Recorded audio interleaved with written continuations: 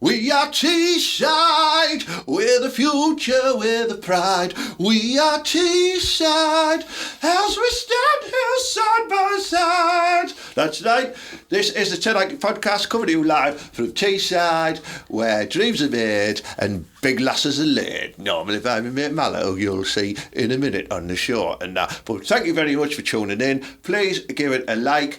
Please give the channel a subscribe, share it about. I need more listeners, I need more viewers. It's available in your eyes, it's available in your ears. It's proper class. Enjoy the show.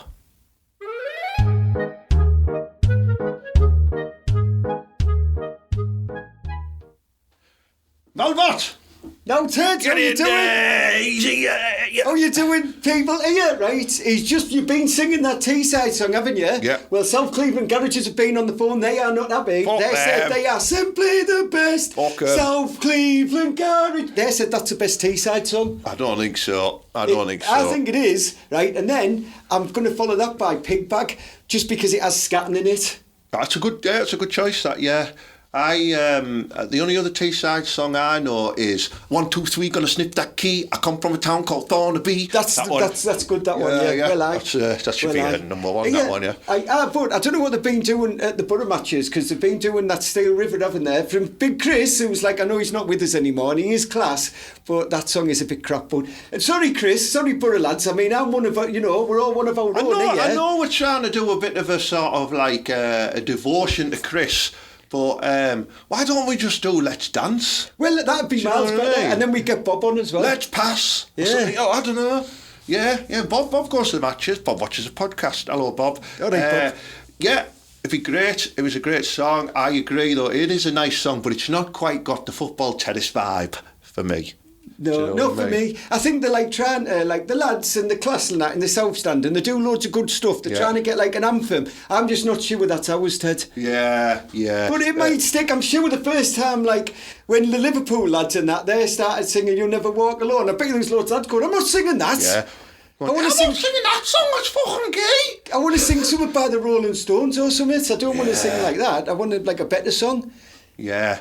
I'd sing, back in the day when they were really, really popular in the 80s, they should have sang, You Got Me in the Rush Hour. Ian Rush. You mean Liverpool, Yeah. Anyway, what have you been up to, Malek? Because I've noticed you've been out as a roving reporter on Teesside, I'm hearing. Well, and hello to all the lads and lasses at the Boro match who said hello to us. No one bought us a pint though, Ted. I never got recognised when I was with you. He never does. He dresses up as our last door, you when we go out. Like everybody at the game having a good crack and that. It was good fun. And also in the many establishments of Yarm where I keep on getting recognised and poked and like getting, like I'm not a performer monkey. You can't just go up and go on Mala, do something good. And I just stand there and go, yeah, all right. That's because that's all that happens. Yeah. I go, hey, it's nice to meet you. I just slyly look at your bird and go, yeah, she knows. Yeah, she's getting sliced. She wants some Mala power. Do you know what I mean? Yeah, but I've been doing that. In Mala power. I've been doing that, right? And also, I've been nicking clothes from famous football managers. Look, he's got Mikel Arteta's pants on. I did. I went pegging round Arteta's and on this, I nicked this as well off his washing line. It's mint in it. Off whose washing line? I don't know, right? Our Julie, my sister, she had it, and she said that some roustabout was going selling them door to door. They're pretty good, aren't they? It's a lovely cut, yeah. I must point out my Hellberg, probably the greatest manager in the world, premium manager there, available at tedhankyt-shirts.com. It's pretty good, and the sizing's class as well, because this size is like an extra large, but I'm like massive, do you know what I mean? So think about yourself. Yeah. These are both, for the purpose of the viewers, the models today are wearing size mediums, as you can see. They're a comfortable fit for the medium. I'm 6'2" and 13.5 stone. Mala is 6'1". 6'1", and I'm about 12 stone. So, yeah, deceivingly, he looks much bigger than me.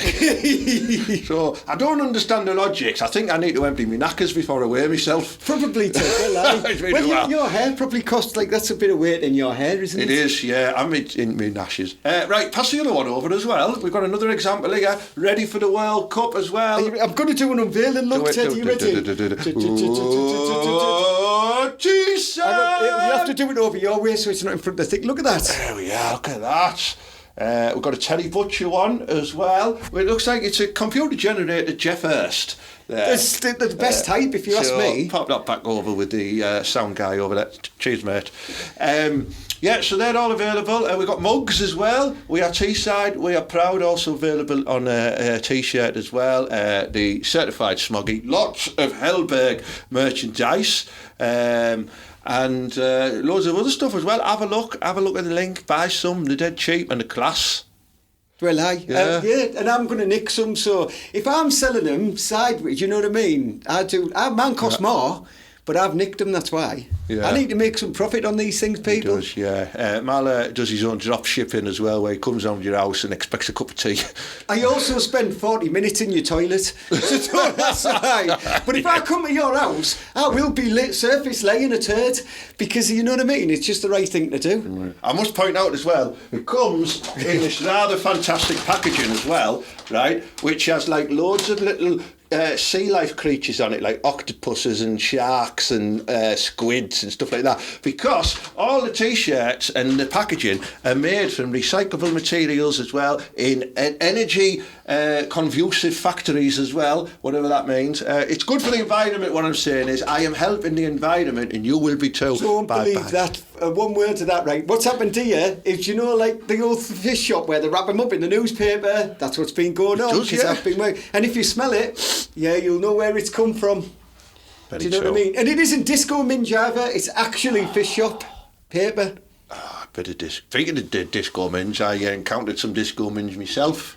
You might notice, ladies and gentlemen, I'm rocking the starters of what is known as a herpes virus cult. So, because I've been representing the United Kingdom in the World Cunnilingus Championships as well. That's where I was last week as well. Is that where you eat all that pasta? Oh, no. It's basically all the countries around the world, they send their best vaginas, and then they also send their best...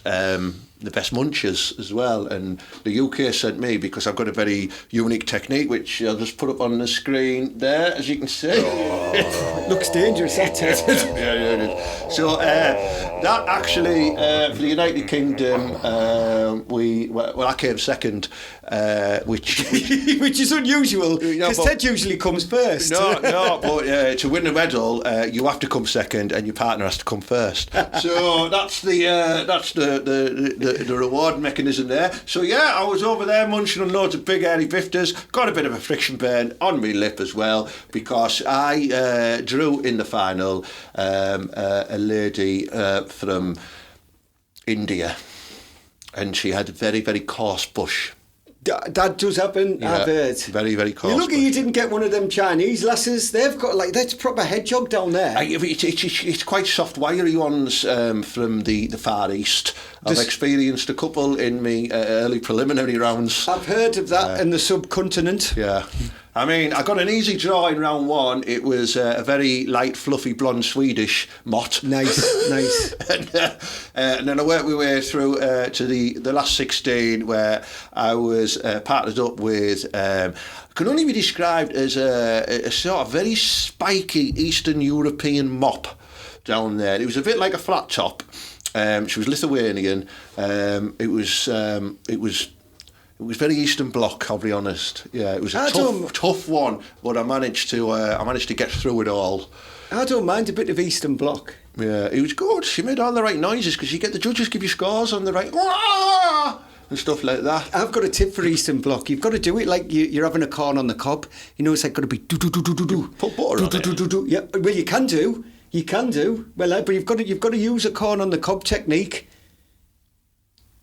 Just for next time, for next year, have a think about it. Yeah, will do, yeah.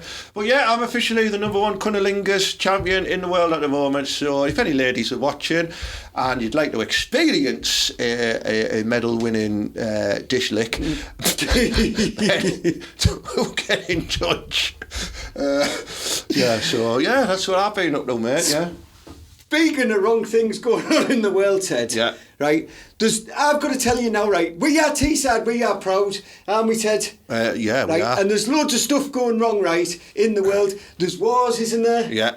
Right. There's like stuff happening in here where like people don't like lads and lasses that come from overseas. Yeah. Right. There's all that, isn't there? People getting confused by gender-neutral toilets. I mean, you'd have one at home, you silly twats. Exactly. Just have a shit. It's all right. Right. But all that bad stuff going on, right? And you've seen what's happening in Stockton. Oh, press play.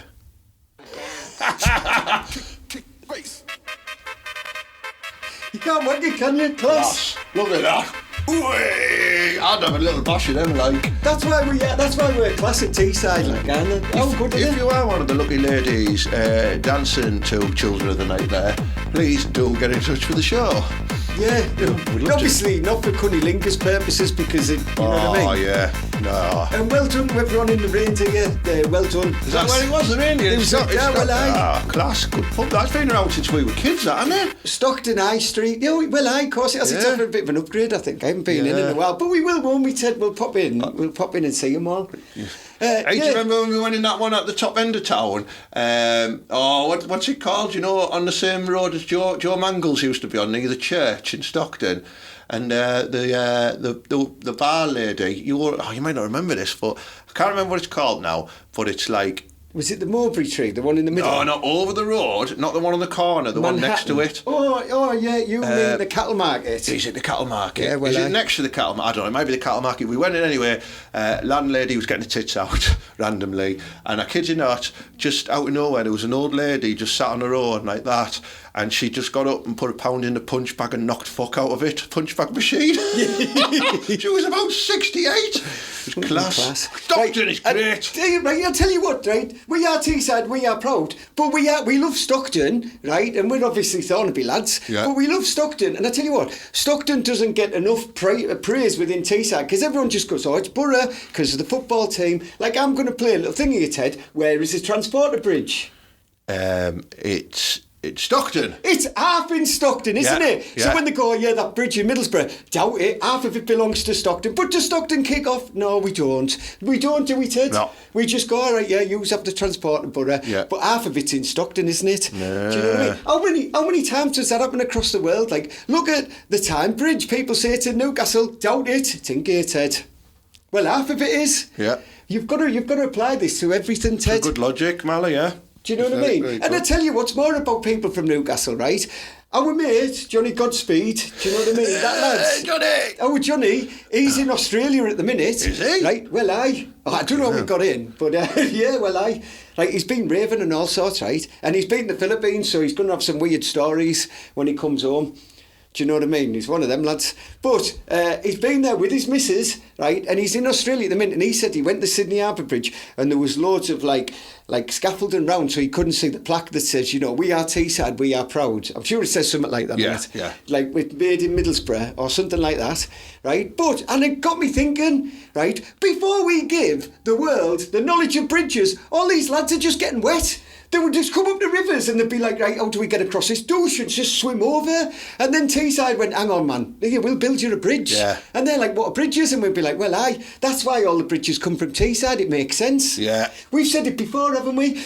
The lad with the match, do you know what I mean? Johnny Walker, everyone's going, here, well, I can't even light this fire, and he just comes along from Stockton, boom, bang, fire. He's got to keep him away from the whiskey, though, hasn't he? Well, he does. He does. Do you know what I mean? We invented everything that's good. You had nothing before you had our bridges. Yeah. You were all getting wet. Yeah. And that is coming from a grade A certified smoggy Teesside maid. Well, we're doing lots of promotions here. Yeah. So, but I was also, Ted, right, I was watching this class thing, right, and it was about, and I'll tell you what, right, I'll get the link and I'll chuck it to you, so we'll give this lad some props because he's like a historian and he was doing stuff about history in like the local area, right, and he was doing, do you know, like that clock that's in the docks in Boro? Like where it's right? Did you know what, right? How bad is this? How Dickensian were the Teesside overlords of the past? So that clock only has faces on 3 sides, right? It faces the river and 2 face either side, and there's not a face on the rear of it. Do you know why, Ted? because you don't like to look back at someone when you're getting back-skulled. That's incorrect, but it's true. You've been, as you don't, because they're just looking like as if you've done something wrong. You might have put it up the wrong hole, though. Or the right hole, depending on what sex you like. Someone in my Cunnilingus Championships got disqualified for that, and it left a very sour taste in his mouth. That's a great joke, Ted. No, right, and why they only have 3 sides of that clock is because you know what they did?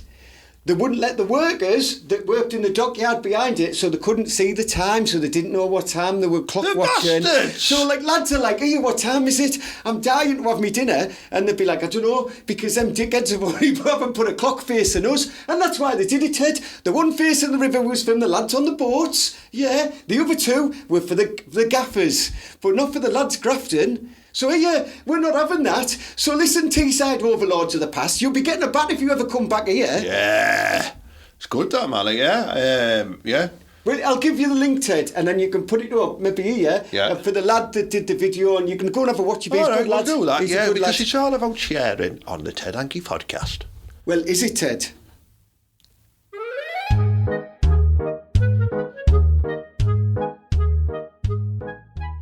Well, I've got a very important announcement to make. Today, recording this podcast is February the 2nd. I can't say February. Feb the 2nd, which in America and Canada is Groundhog Day. Are you aware of the concept of Groundhog Day? Not the Bill Murray film?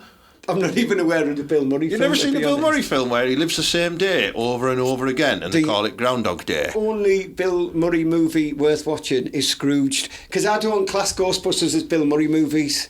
What about Caddyshack? No, that's crap. All right. Fair enough, yeah. But Scrooged is class. Yeah, and what's that at Christmas, though? Well, I'm going to tell you about Groundhog Day, with it being February the 2nd. So Groundhog Day is an annual popular tradition celebrated in the US and Canada on February the 2nd, where the groundhog, most famously, Punxsutawney Phil, it emerges from its burrow, right, to predict the weather, right? So, according to Pennsylvanian Dutch folklore, you know, all them Amish Dutch people who went over there, right? If the groundhog sees its shadow, 6 more weeks of winter are expected.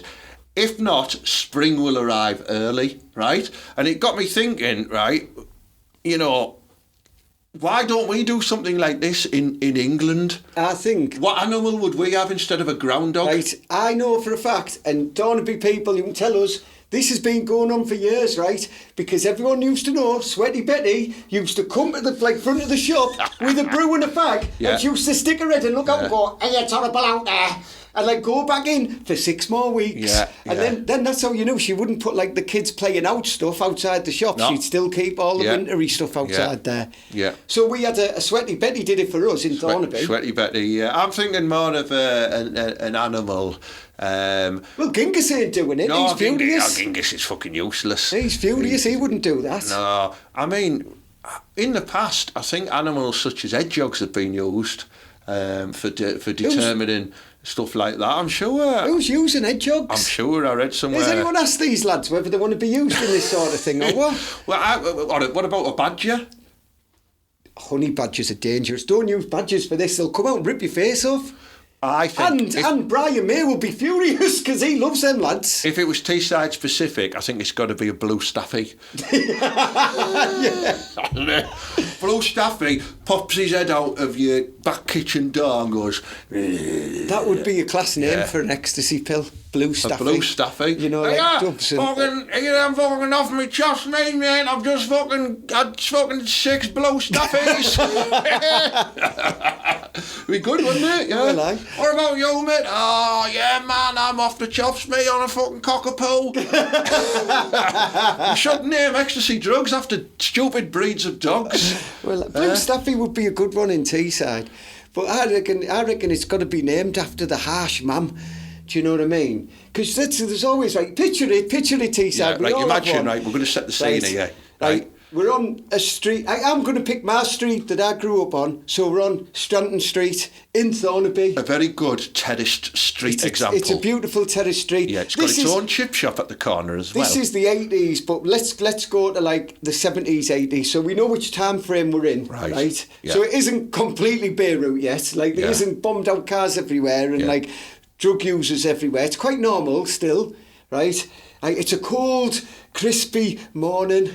There's a light drizzle in the air, right? All of a sudden, one of the doors open, and out steps someone with, they've got curlers in their hair.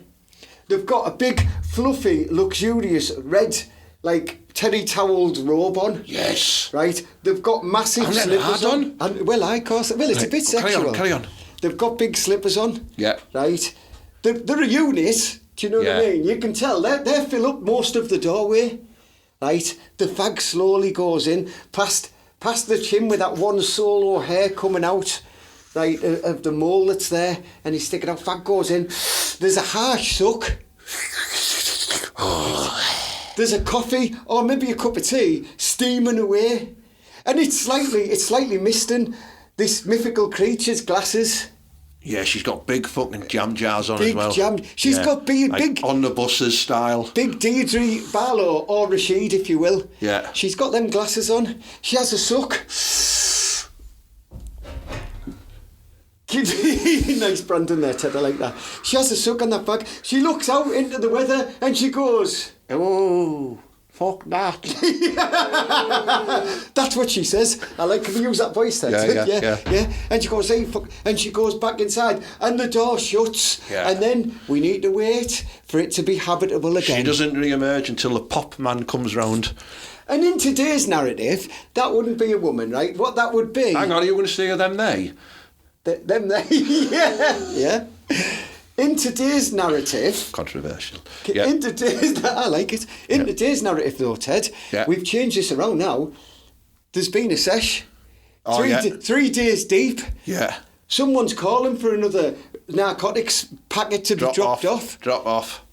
The lad, or lass, because we all know that lasses are wrong-uns as well. Yeah. Lasses are dirty. I used to scuttle a drug dealer who kept them in a Uggs.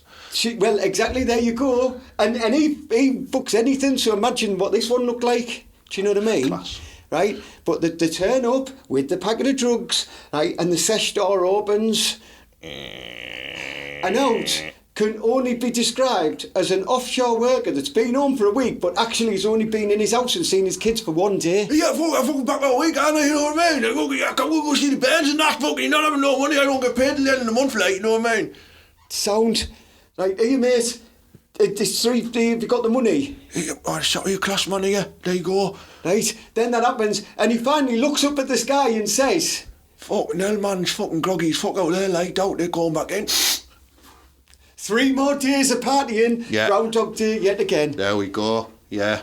So we're now replacing the Groundhog with basically an offshore Teesside smack rat. That's correct. Or an 80s henchman. Yeah, 80s Stallone mum. Stallone mum. Yeah, who is confusingly attractive, but also incredibly strong and overpowering as well. Oh, listen, right, hang on. Jackie, I definitely would. I don't know if you're here or not, but back in the day... Jackie Stallone? Jackie Stallone, I would. And listen, Sylvester, please don't give us a bat. Like, oh, your mum's... I think she's dead now, because Stallone's 80. Yeah, but or 75 look, something. With these lads and lasses live forever in Hollywood, man. The class, they've got all the stuff going on. Yeah, I would me, Jackie. I would get a picture. Is she up there? I would be. Fine, and stop giving me more. I didn't do. Jackie. That's not Jackie. Oh, that's Jackie Chan. Sorry. Still would like. Oh, there she is. Yeah. Yeah, class. Remember when she was in Big Brother? I'd have had a little slip then. Yeah, she is a sexual woman. Yeah, like older women need it as well. Lads in Teesside, we are proud. Like, you know, people say help the ages. Slip them one every now and again, because there is some muggy ones about. Yeah. I mean, I often tell this story when I do my stand-up set as well, which is quite rare these days. But it's a true story. But I was in the Asda's, and I was going around out a while, and there was this little old lady, and she went, "Excuse me, can you just get me one of them ready meals off the top shelf?" And I got the ready meal down for her, and suddenly my hand touched hers. And we had a bit of a moment, you know what I mean? It was just a bit weird, so I just fucking walked on round the next aisle, and I kept bumping into her. And I recognise her, who is she? She looks like some old woman in like her late 60s, something like that, like a pensioner.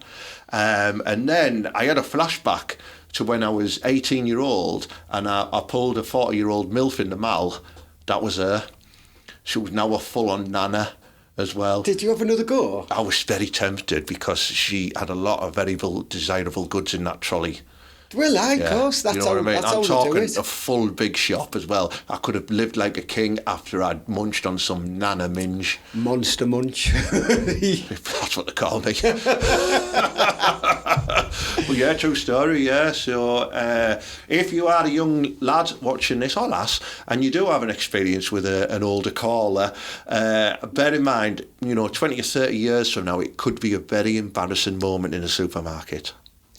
Well, there's some lasses out there that are going to see me in 20 years and they're going to be like, yeah, that's embarrassing. Yeah. Do you know what I mean? Yeah. Yeah, because you go for the younger ones, don't you? I do it all the time. I look quite young, to be fair, for my age. Yeah. I do well, you know what I mean? Like, I just do. Well, that's one of the perks of being a school caretaker, isn't it? Listen, right, it's all above board, illegal, don't be listening. I don't work for the BBC. Do you know what I mean, Schofield? Like, sorry, you said it in this now. Yeah, I'll take it on anytime. So, while we're talking on the subject of romance, next week, because we only record this fortnightly, next week you might still be watching this, it's Valentine's Day, isn't it? Valentine's Day. So, bollocks. Obviously, I know, no, we don't give a fuck. I mean, we get lots of gifts sent to us. I like to reflect on the various STIs I've had over the years as well and rank them. What type of car is that? Yeah, it's you won't understand, Mallory, because you were born with one, so it's just all you're used to them. Like a Cortina, I'm imagining. Yeah, that's dear. Yeah. So, if you've got any funny Valentine's Day stories, or even date stories as well, give us a comment. Let us know, and we might read some out on the next show as well. Because just like my little trip to Asda's and I met the old lady as well, it's a very funny story. I'd like to know what other people have regarding, things that have gone a bit pear-shaped regarding a scuttle or a date or specifically a Valentine's Day moment. A moment. Ted, this reminds me, and it wasn't a Valentine's Day, but it was a malady and most of them, and it was when I ended up at this woman's house back in Hardwick a long, long time ago, this is, right? Yeah. And like set the scene. So we were in the mall, and it was like 5 to 2. And I was like, right, well, I need to get some way of getting back to Roseworth because I was living there at the time, mind, and I needed to get back up there, and I had absolutely no money because I'd just spent my last of my money on probably a Bacardi Breezer. Yeah, not even sure, something like that, away. Right? Yeah. And this bird who I'd been talking to, and I knew was from Hardwick. I saw her outside at the pizza shops, so I walked over and I said, "Oh, you all right?" and started talking to her. And she said, "Oh, do you want to come back to Man?" And I was like, "Nice one," because it's close to Roseworth, and I could probably just go and do a bit of work. Do you know what I mean? And then go back to Roseworth, right? But Ted, when I got in the taxi, I happened to know that she was quite older than I was. Like she was in her 60s, I think. Was she the taxi driver? No, she wasn't, but she was quite older. I mean, she was quite like young looking, but she was older. She a glamour nana? She was a bit of it. This is back in the 90s, this, so when them didn't exist. So I went back there, right, and this is an absolutely true story. So went in her house, which was how can I say this? A bungalow. It was technical. No, it was a rough place. Do you know what I mean? But like a bush, it was well kept, but it was just a bit rough, do you know what I mean? Like, it was one of them. And I went back, right, and I ended up scuttling it, and I wanted to go and leave, but I fell asleep, because, you know me, Ted, after I've done it, I need to get some sleep. And anyway, I woke up in the morning, and I was like, I better escape here. And I walked downstairs, and there was a girl that was 2 years younger than me at school, stood at the bottom of the stairs as I was walking down, and she went, "Malin, what are you doing in my house?" And I had to go, all right, I'm not going to say her name. And I said, "I was just having a chat with your mum." It's like 6 in the morning. And then she went, "Get out of my house, dickhead." And I went out, and then I told all the lads that when we were soccer sensations the next day, and they all had a good laugh about it. Mate, what you got to do in them situations, you've always got to be prepared with a joiner's pencil behind your ear. right? Because then if you are caught in a predicament, you can say, oh, your mum just asked me to come round and measure some stuff up upstairs. You know what I mean? Yeah. She had a gap she needed filling upstairs. A crack in the bedroom needed filling. But you could just, you can make you're on a bit of a gubby job. I was on a bit of a gubby job, to be fair. It was horrible. But it was a but she will remember that for the rest of her life, and so will her mum. So I've been making memories in my own right way. Do you know what I mean? Listen, she wasn't bad looking, so if she wants to give us a knock now, I'm talking about the daughter here. Yeah. Do you know what I mean? Because I was like 20 maybe then, maybe 19, yeah. So she'll be 17, but if she's older now, and give us a shout. You know you are. Yeah. And your mum if she's still alive. Just remember, just email the show and I'll deal with all the administration queries. I'll make sure it gets to you, Mala.